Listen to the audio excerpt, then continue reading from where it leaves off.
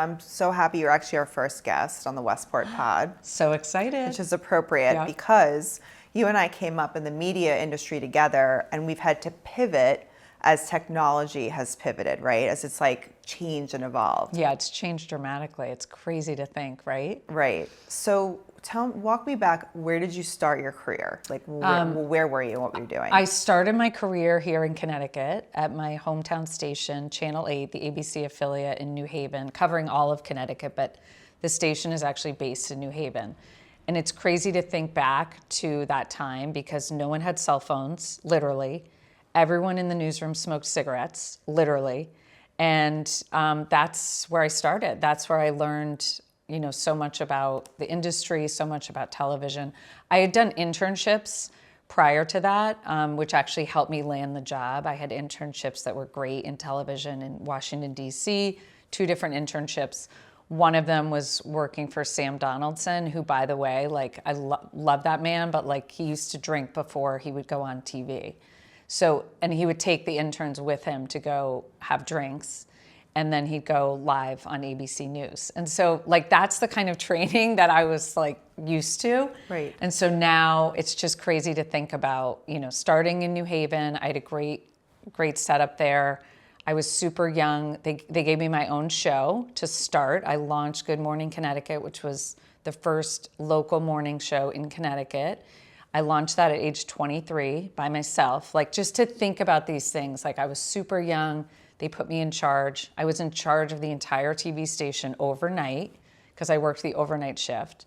They put me in charge of that. Again, I was 23 years old and I was in charge of the TV station overnight. And then from there, I covered, the O.J. Simpson trial extensively, crazy stories like that, which I'm sure, you remember. The O.J. trial was just gangbusters, it was everywhere. That's all anyone wanted to talk about.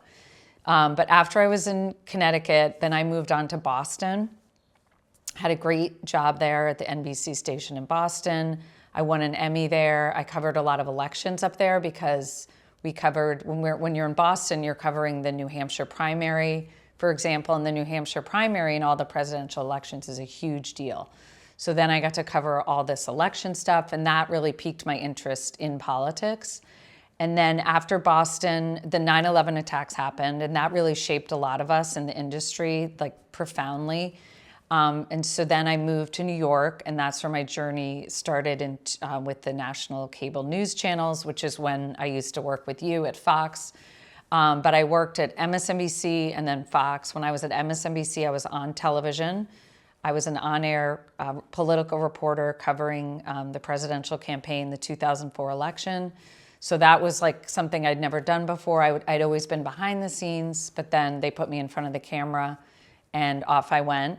And then I got lured away after that. I got lured away to Fox. And even to think at Fox, people were just starting to be on MySpace and Facebook when I was at Fox. And to think that now, that is it's just evolved so much. So when I look back at all of that time with such different technology, like I said, I started with no cell phone. And then when I left Fox, people were just starting to get on Facebook.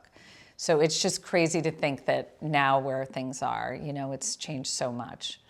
So I love that you had that training from you're OG news, Yes. right? And I think for people who are watching this, who are younger than us, Yeah. They don't know what that means. Because in today's world, whatever went on then you wouldn't even think about doing it now. Right. It was the drinking, the sexual harassment that every woman that I know has encountered. Yep. Right. And we just were oh, this is what happens. This is part of it. Yep. So I think it's interesting, but I think it also makes you tough. Totally. It totally makes, I feel like we had that tough skin, nothing, you just blew everything off. You just brushed it off. It was part of and you were given a job and you just did anything to get it done, and you just didn't worry about, if guys were literally hitting on you at work. It was just move away. I got a job to do. And, we all worked crazy hours. We didn't complain about it. Like I said, I was in charge of the overnights when I was here in Connecticut. But then, the 9/11 attacks, I worked crazy hours, like nonstop, 7 days a week when that all went down, because it was just all hands on deck. And I remember also, like, when JFK Jr.'s plane crashed, I was in Boston. It was a huge story because it happened he was trying to get to Martha's Vineyard with his wife. And we got called in. I got called in. That I did have a cell phone when I was in Boston, and they did call my cell phone at like 6 a.m., but it was on a Saturday, and I was already out of town, and I literally got in the car and drove back to Boston to go cover JFK Jr.'s plane crash. And I didn't even you just didn't complain. It was like you had a job to do, you knew what your assignment was, and you did whatever it took. And I feel like that strong work ethic, I don't know if like it still exists the way we all did it back then, just because we didn't really have a choice, and we didn't complain, and we just knew what the job was, and we got it done. I agree with you. I just want to go back to JFK Jr. is that I was working at the Paramount building in New York City at MTV Animation. It was my first job, and JFK Jr. had George Magazine on the floor above me. Oh yeah, of course. So I used to see him in the hallway, and until you actually see him in person, you don't really understand what he was. Right. But I think and how good looking he was. It was just like an aura around this man that you were like, I cannot believe how, not just beautiful, but there was an aura around him. It was a fact. And then Carolyn Bessette would be I remember her being in the lobby, and I just was so struck by her, about her beauty. Oh, I know, she was gorgeous. She was beautiful. She was like the Grace Kelly of our time, yeah. She was, and I think that there's a commonality in our generation where you've pinpointed like all the things that I will talk to like Mimi or someone younger and be like, you don't understand, this happened. Like these are milestones in our world and how it shaped us and evolved us. But because we were in media, we had to shift ourselves around it, and then we saw the profound shift in the media landscape. Yeah. And I think that that's what's interesting in talking to you, is that you were able to say, oh, I had a cell phone then. Oh, everyone was on Facebook then, because you understood communication was changing. Yeah. Well, the 9/11 attacks happened. I got called into work. I was doing the night shift. I ran the 11 o'clock news. And you were what, like 24? No, at this point I was like 26. Right. Yeah. And again, I was in charge of like the night shift by myself, the 11 p.m. news, which by the way was the #1 show in Boston, in the Boston market. And I was running it.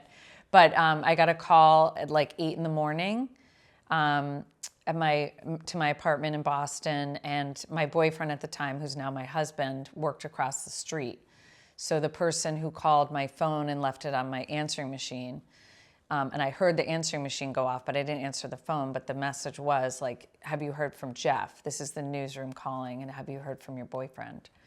Turn on the TV, something's going on at the World Trade Center. And they all knew my boyfriend, and where he worked. So then I immediately went to work. I couldn't reach Jeff.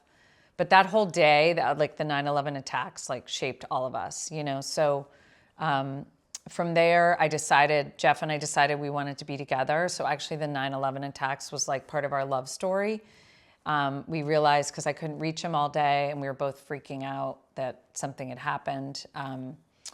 The phones didn't work that day in New York City. So it was really hard to get through to anyone. And he had to evacuate his building and walk all the way home to the Upper East Side because there was no subway or anything. So we ended up deciding that I should move to New York, because television, you obviously want to get to New York. That was always my goal, was to get to New York City, because that's the #1 market in television. So I moved to New York, and I had 2 job offers. I took the job at MSNBC because it was weekdays. The other job offer I had was from Fox, but that was weekends, and I wanted my weekends to be with Jeff. So I took the job at MSNBC and immediately started covering the war in Afghanistan. Crazy hours, like around the clock. The war in Afghanistan, then the war in Iraq.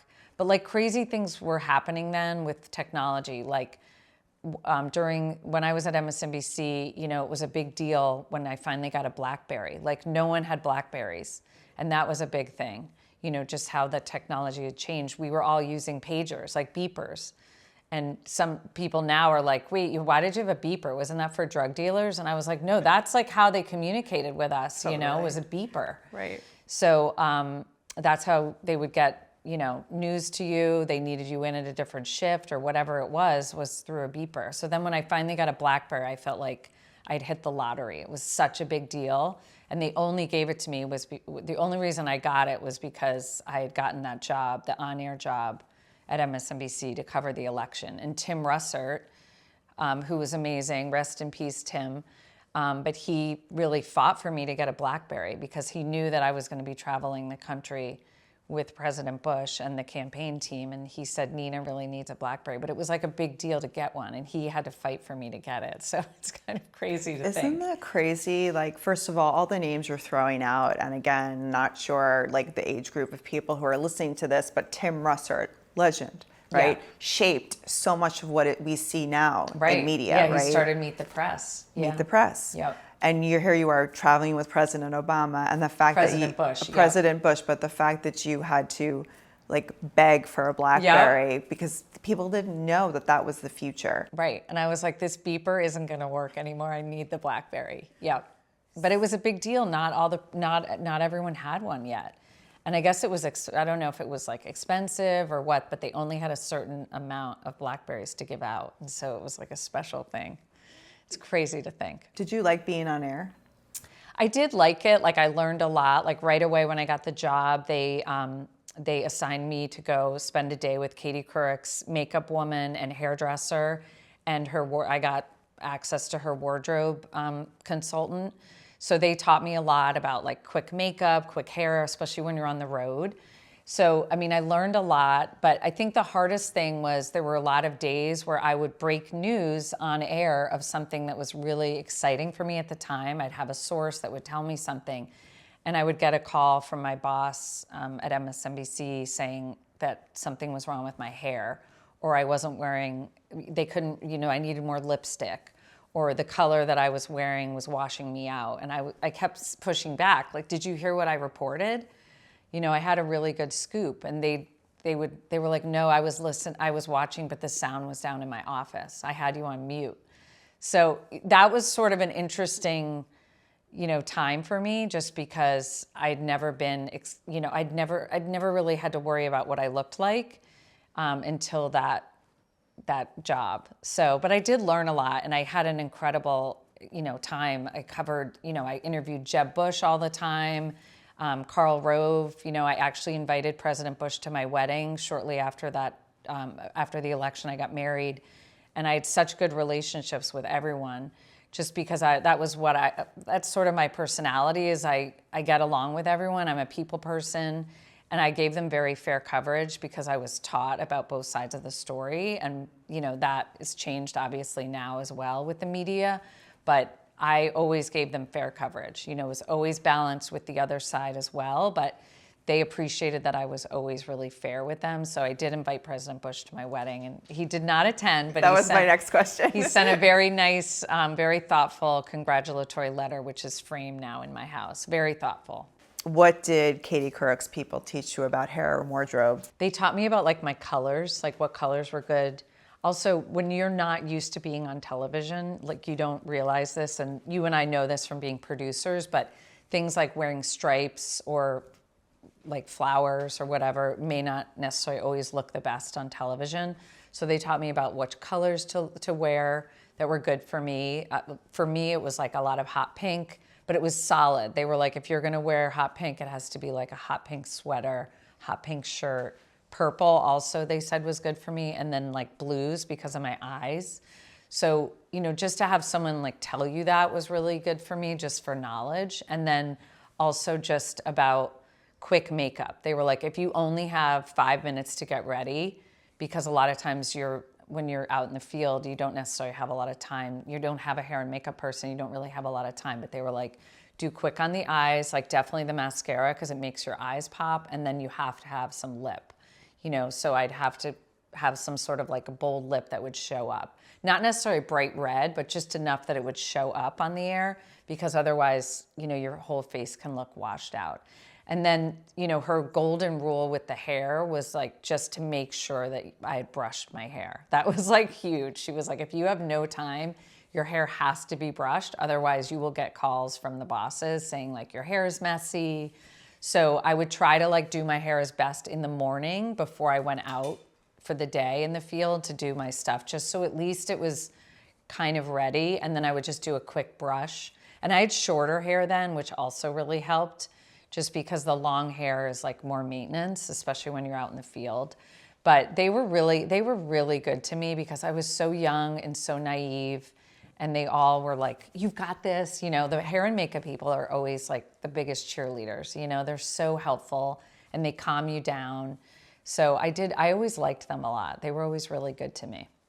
The hair and makeup people, and I tell this to everybody, it's like your job when you step into a network or any platform now is your first point of entry as to who you are is hair and makeup and the people who put your mics on. Yep. Because if you are not good to those people, it doesn't matter if you have rapport with the host. Yep, it's so true. And I love the hair and makeup people there too. MSNBC people, that was like years of my life, right? Yeah, in those green rooms. I always thought had the best conversations in the green rooms. I know, and they like know everything. They know everything. It's hilarious. They know where all the bodies are buried. They know it all. They know all the gossip. It's hilarious. They spill all the tea. They spill it. But I also think that the emphasis on the way that women look in media, and it still is to this day, if not worse, that's never going to end, and especially because this is a visual medium. But I think back then it was even worse because they were brazen. Yeah. So while we talk about the work ethic of like grind, don't complain, there are some things that I'm glad that some people will never experience. But I think the online hate makes up for that. Right. Back then, if you messed up, you messed up. Right. Where it wasn't like a blog post or like a social media post where or a everyone TikTok could about comment it. on you and rip you apart online, which is always really fun. Yeah, I love that part of the job. Yeah. So now tell me, so you got married, and then how long did you stay in the industry after you got married? So I got lured away to go to Fox after I got married. Did you like working for Fox? I did. I loved it because it was we were number one. And I'd always, when you're in the industry, it's always, at MSNBC, we always lost in the ratings. And that was just, I worked really hard all the time. But I think, I was always an athlete. So like I played in high school and then I played in college. So I was such a team person and I was competitive a little bit because I was an athlete, just from growing up and stuff. So I wanted to be on the winning team. So that's actually how they lured me in. They kind of recruited me. And luckily at the time at MSNBC, I was still under contract, but Dan Abrams was running MSNBC at the time, which is crazy to think. I love you, Dan. He let me out of my contract. I had a heart-to-heart with him, and he let me go to Fox. And I'll never forget that about him, too, because he was so nice to me, and he gave me his blessing to go. He knew it was a better job for me. I was going to be able to run my own show, and he knew I was competitive by nature, and he knew that I wanted to work at the number one network, the number one cable channel. So I did really like it. I ran my own show. I met a lot of great people. I got to do a lot of cool things. And, but then, I got pregnant and I was going to go back, but I had a hard time getting pregnant. And so then when I actually had my son, Charlie, it just made me realize that that's where I wanted to be. And going back to Fox and working crazy hours, literally, I worked like a dog. I worked all the time because I ran my own show and there was news happening all the time. And so I decided to take a break. My boss at the time at Fox was so lovely to me when I told him I wasn't coming back. And he said, Nina, you're doing God's work and the door is always open. You can come back anytime, which is still true to this day. I got a call last week asking me to come back. They are so nice. And, they knew that I worked really hard. I had a really good work ethic and, I never burned any bridges, which I think is super important in general. But yeah, so I had Charlie and I never looked back. So there's a few things I want to say about you that I've noticed talking about you. One, I think that you're an OG journalist. I think that you were raised in the industry with integrity and journalistic values that I think is a lost art. Yep, it's changed a lot. I think that that is something that is so admirable. It's pretty much gone, to be honest. When I watch now, like every news channel, it's like everything is slanted. And when you grow up as an OG journalist like we did, you were taught that you have to have both sides of the story. Otherwise, my stories wouldn't go to air. And there were times where I'd have to approve someone's script. A reporter would call me, and when I was in charge of things, and they'd read me the script, and I'd say, well, where's the other side? And I'd say, you've got to go back and get it, And that's because that's what we were taught. And that's what makes the good story, because it's really the viewer at home. They should be presented with all the sides and let them make the decision. So that's how I was taught. And that, I feel like now when I watch, it's sad to me that that's gone away. And I do miss that part of it. But it's just changed so much. It's changed. It's literally gone away. The news that we knew and that we were taught is totally different now. It's totally gone away, but it's so, I think everything goes in cycles, and who knows what's coming, but I think maybe the pendulum will swing back, maybe, but I think what you have is so valuable, and I'm so glad that you're doing something else with it, because I think it's important that you retain your presence in the media. Well, thank you. I appreciate that. Yeah, that's so nice. Well, one piece of advice I always give to women is that, even though I stepped away from Fox and TV news when I had babies, one thing that I thought was really important, and I share this with a lot of women who are struggling with like going back to work or taking a break from work while they're raising kids, is I started doing some PR work when I had 2 babies at home. And it was really good for me to have something else, even though it was small, it was like project-based, but it just kept me a little bit involved in work stuff and not just changing diapers all day. And so that I think it's good, because then when if you do decide to go back to work in some capacity, you have some recent activity on your resume to say, even if it's on a small scale. I just think that is something, especially for someone like me who's always worked and always wanted to work. I just think that helped me a lot, because doing the little PR stuff that I was doing, even though it was on a small scale, it kind of kept me going. It kind of kept me in the work mode. And then, after that, I started doing other things. Like I launched a blog, and then Instagram was getting big, and I started doing Instagram stuff. So one thing kind of led to another for me. And then that's how then it evolved into like doing a podcast too. Okay, so before we get to the podcast, I do think it's really important that that women have families. But one of the things that I love about you, and you're such a good follow, is that you're such a good mom. Oh, thank you. And you really showcase your family in like the most amazing light. And nothing's perfect, right? Yeah. We're not pretending it is. Right. But you gave up a career for something that I think has far more value than going into Fox News and grinding, or going in anywhere and grinding. You have a family. And I think I would love to hear you speak on where your peace is with that. Oh, well, that's so nice that you say all those things. I really appreciate it. But I think, I always wanted to be a mom, even though, I had these career ambitions. And, it was funny, all my friends were getting married and having babies, and I was still single and working like crazy hours in TV. So I was more of a late bloomer when it came to, getting married and then having children. So I think maybe in a way I like appreciate it more in a strange way. But I also sort of treated parenting like a job, because maybe because I'm a workhorse. But so I feel like if you work hard at something, you will see success. And so because I treated raising my kids like it's work, it's nonstop. I don't let up. It's constant. And I'm a constant present in their life, in both their lives, and I'm there to support them and be there for them. But I think hard work pays off. It's just like any other job. If you work hard enough at it, you're going to have success. So I do think that because I've treated it like a job, it's all worked out. And I have 2 really happy and healthy kids, and they're very well-rounded.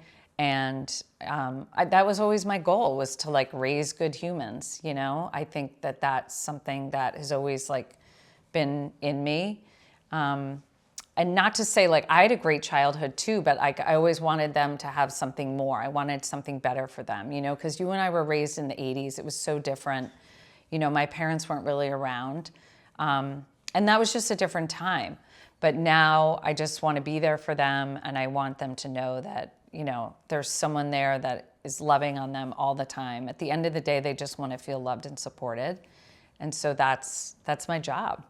But it's all worked out. They're great kids. Thank you for talking about them. They're like my pride and joy. I think it's super important because I don't know if you think about this, but it's like, I think about like my legacy, it's something I think about a lot. Like when my father passed away and people were talking about him at his funeral, and the message that kept coming back in all the people that were talking about him at the funeral was about his family. And so I often, ever since that moment, I sort of started thinking about my legacy and just how important family is.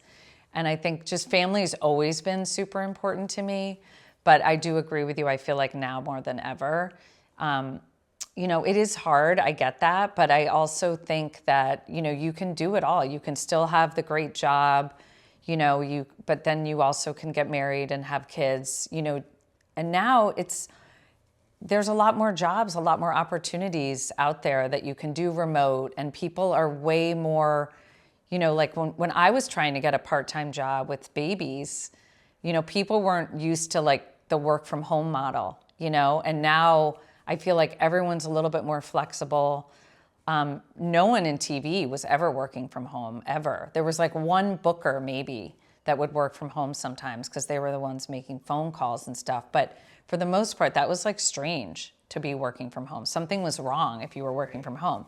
So I do feel like because of that, those models too, that should be helping women realize that, they can still have a baby, but then they also can have some work from home going on. And I think that's also really important too. When your kids see you working and doing something else, I think that's also really good. That's also really positive for your kids to see you doing something else, in addition to raising them. But I agree with you. I hope that comes back because I'm a huge proponent of that too. I think that's super important. So many things like that. Yeah. So then let's go into your podcast. Yeah, so fun. Tell me why you launched it and what we can see on it and where we can find it. Oh, that's so nice to ask. I launched it in 2018, which was like a long time ago now that I think about it. Because now I feel like podcasts, I feel like in this election too, podcasts got so much bigger, and podcasts just got a lot of attention in this most recent election. So now I feel like there's more and more podcasts out there. A lot of journalists even, that you and I knew from like mainstream media have now gone off and launched, like they're becoming independent journalists and they're launching podcasts and YouTube channels. So, but in 2018, it wasn't as big. I was one of the earlier ones, not super early, but like it was still pretty early. And I decided, I talked to a lot of my mom friends. They were feeling the same way, that the news was really depressing. It was negative. It was kind of toxic, to be honest. And they were feeling the same way. They were like, I don't really want to watch it anymore. And I was even saying, I don't even want to watch it. And I'm like a news junkie, and I don't even really want to watch it. So I knew there was like a niche there for me. I just had to figure out how to do the podcast. So I took 9 months. I called it my third baby because it was like, I didn't have anyone to ask. There wasn't a lot of people around here doing podcasts. Now there's a lot more, but at the time I didn't have a friend to call and be like, how did you launch your podcast? Now I help a lot of people who call me for advice, but back then there wasn't a lot of us doing it that I knew. So I had to figure it out on my own. It took me 9 months. So 9 months later, my third baby, Nina's Got Good News, was launched. I knew that I was a good storyteller. I'm a super positive, like good energy person. And I knew there was a lot of positive stories out there that needed to be told. And that maybe because people were feeling like the news was negative and depressing, that I could, help brighten someone's day. So I knew that if I could share some positive stories that would help people, that's always my mission, right? To help others and lift people up. I knew that there was a market for it, just because my friends had been telling me that they were feeling the same way. So I launched it in 2018. I did it all by myself. I did have an intern that I hired from Quinnipiac University, which is in my hometown of Hamden, Connecticut. And I hired this great intern, Dan Ball. They have an amazing podcast department at Quinnipiac, which, by the way, is so crazy to think that they now have podcasting as a college course. They have a podcast studio at all the colleges. It's crazy to think about. But he knew a lot, so he was a great intern. And he helped me a little bit in the beginning, but I was doing a lot on my own. But then he would, sort of help me with like editing and just some other things, because he was studying it at Quinnipiac and he knew how to do things really fast. And of course, because I was older, it took me like a lot longer to figure things out. But it's just been great. Some of the highlights, people I've interviewed. I've interviewed Bobbi Brown, who started, she's obviously like the makeup mogul, makeup giant. She started a clean beauty brand, Jones Road Beauty, after she sold Bobbi Brown. And that was like a whole story about like how they still use her name, even though she has nothing to do with the company anymore. But she was fascinating. And that was just because she followed me on Instagram. And I reached out to her like a cold message asking her to come on. And she said, I really like your style. I like how positive you are. So she said yes, which was amazing. And that episode did really well. And then probably my highest rated one was with the #1 menopause doctor in the country, Dr. Mary Claire Haver. I had her on last year. And that episode kind of went gangbusters. It kind of went viral just because I feel like so many women need help with, perimenopause and menopause. And just as I'm going through it, as soon as I started turning 50, this was on my radar. So I felt like that really resonated with a lot of my listeners, with a lot of my audience. And again, I heard from a lot of people just saying like it really helped them. So then, when you just hear from one person saying, this episode really helped me or this interview helped me, I feel like I did my job, right? And it makes it, I'm making a difference. But then to hear it from like multiple women, people still to this day send me messages. I just listened to your interview with Dr. Haver. It helped me so much. I took notes. You've changed, I've gone to my doctor with information. So things like that just makes you feel like I'm doing the right thing. I'm doing what I'm meant to do right now. I also think a lot of my parenting episodes have really resonated with a lot of parents. I have a lot of parents who listen, a lot of moms specifically. But parenting topics are really resonating with my audience as well. And again, to hear from a mom who can say like, this episode really helped me, that I'm going through something with my child. And, the advice that you guys were sharing on the podcast really made a difference. Like to me, that like fills me up, because then I realize like I'm exactly where I'm meant to be right now. Like I'm where I'm supposed to be. And that feels good. Well, I think because you're a natural born storyteller, it's a visual medium, you can control it, you can schedule your own interviews. That's the new way. And that's not changing. And I think that gives birth to like a freedom and a creativity that we didn't have when we started, because we needed gatekeepers. We needed someone to say, okay, we'll give you a shot. Actually, no, I don't want you to do that story, or I don't care about that. But here we are, you can trust your instincts. Yep. And I think that's the beauty, right, of this new medium that we have. Yeah, it's so good. And I think because you and I have so much experience, like we know what is going to work, and we know what we're doing. Because we've had so many years of experience and amazing experiences that we've had. And that's like shaped us into who we are today. So I feel like all of those stories that we've been sharing about today has like led up to the moment where like you're doing all of this, which is so incredible. And you're the boss, and same with me. Like I'm doing what I want to do and it's on my terms, But good for us that we like took all of that and now it's leading to right now. Right, which I think is important for women to understand. Your career is not a straight line. Yep. You're going to have to pivot a lot. Technology's not stopping. AI is coming. So who knows what that's going to look like. You have to keep pivoting, but along the way, don't forget to have a life. And I think that's what's amazing about your journey, is that you have, You have it all. Oh, well, you're nice, but it's not perfect. Trust me, but nothing is perfect. Yeah, but I do feel really lucky, and one of the things I think about a lot is gratitude. I'm really grateful. I'm grateful for like every opportunity that's come my way, every turn in the journey. It's all. I feel very grateful. I feel really lucky. But again, a lot of it is hard work, Amy, and I just want to make sure that everyone realizes like there's no such thing as like overnight success. There's no shortcuts either. I've tried the shortcuts, trust me. Yeah. But like there's nothing better than like hard work. That's what it's really all about. And having that strong work ethic, I cannot talk about it enough. I'm so passionate about that has, given me this, I've created this life for myself, right? Because of all the hard work. Well, to finalize our interview, which I've loved, is there anything about you or your messaging that you would love for our viewers to know about you? I think like one of the things I'm mostly passionate about is kindness. I talk about it a lot on my social, and I talk about it on the podcast too. And I talk about it with my kids like incessantly, like they make fun of me, but it's actually really sunk into them finally.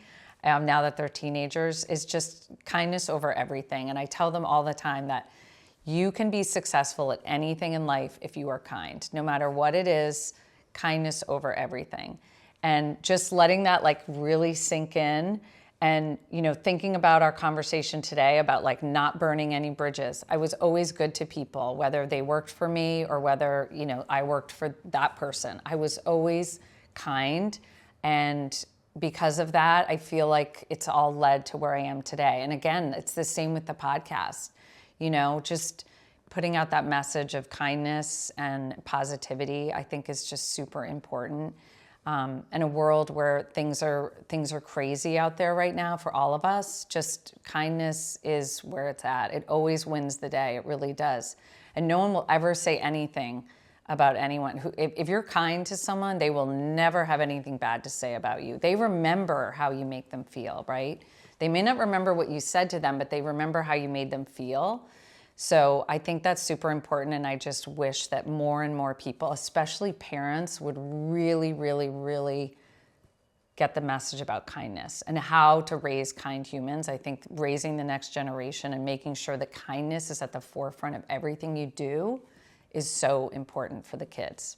So maybe your next topic on your podcast should be the science of kindness. Yes. Really do like a one. deep dive special it's a good one. on kindness experts. Yeah, because I'm sure there's a way to like change you. If you're like not super kind, there's probably a way that you could change into being a kind human. I don't know. But that's probably a science thing. Neuroplasticity. Yes.